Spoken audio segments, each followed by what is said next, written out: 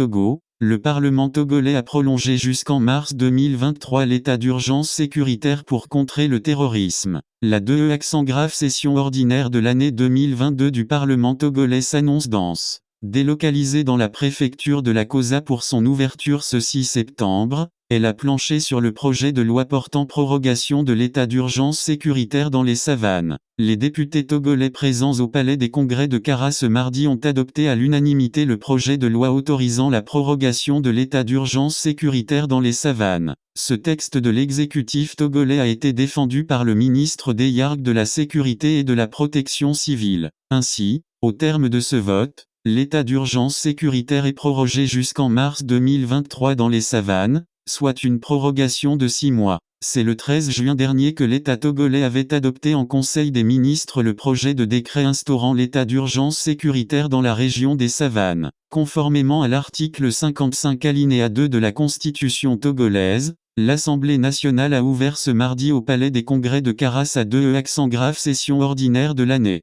Cette rentrée parlementaire a été placée sous le thème Le député et sa base, ensemble pour une plus grande assise démocratique. Un nouveau jour sécuritaire dans les savanes depuis le 13 juin 2022 dans le but de créer un environnement et les conditions propices aux mesures administratives et opérationnelles nécessaires à la bonne conduite des opérations militaires. Au maintien de l'ordre et de la sécurité dans cette région, le gouvernement a pris le présent décret, s'était justifié l'État togolais via son exécutif, en adoptant le projet de décret instaurant l'état d'urgence sécuritaire dans la région des savanes. Cette déclaration de l'état d'urgence a convoqué la loi du 12 août 2019 sur la sécurité interne et la Constitution du 14 octobre 1992. Cette déclaration de l'état d'urgence respecte donc le cadre législatif togolais, et s'inscrit dans le cadre d'une situation exceptionnelle, a expliqué le seul ministre d'État du gouvernement d'Ogbéi, GP Boukpessi. Les implications de cet état d'urgence sont entre autres l'assignation à résidence,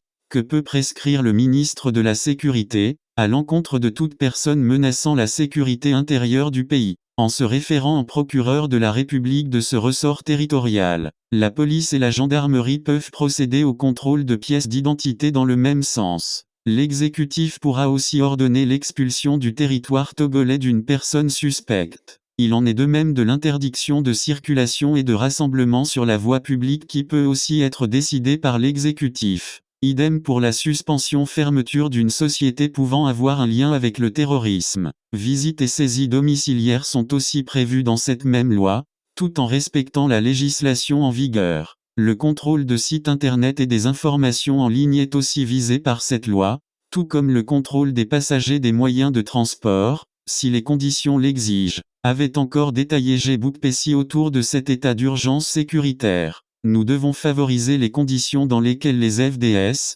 forces de défense et de sécurité, du Togo vont agir sur toute l'étendue du territoire national, pour notre intérêt collectif, avec l'aide du Tout-Puissant, a encore exhorté le ministre Boukpessi. Dans la nuit du 10 au 11 mai 2022, le Togo a essuyé l'attaque djihadiste la plus meurtrière à ce jour sur son sol. Un assaut intervenu à Kpekpakandi, préfecture de Kpanjal, et qui avait coûté la vie à 8 soldats togolais. 13 autres ont été blessés durant cette attaque extérieure qui a en outre vu les forces du Togo abattre au moins une quinzaine d'assaillants. Selon des chiffres officiels, depuis l'instauration de l'état d'urgence sécuritaire dans les savanes, les attaques ou tentatives d'incursion djihadistes ont continué. On en compte 5 à ce jour. La dernière en date est intervenue dans la nuit du 22 août 2022. Une nouvelle agression qui a occasionné des blessés dans les rangs des FDS, Forces de défense et de sécurité, de l'opération Kunjoar déployée dans les savanes, Akwayi et Edemg.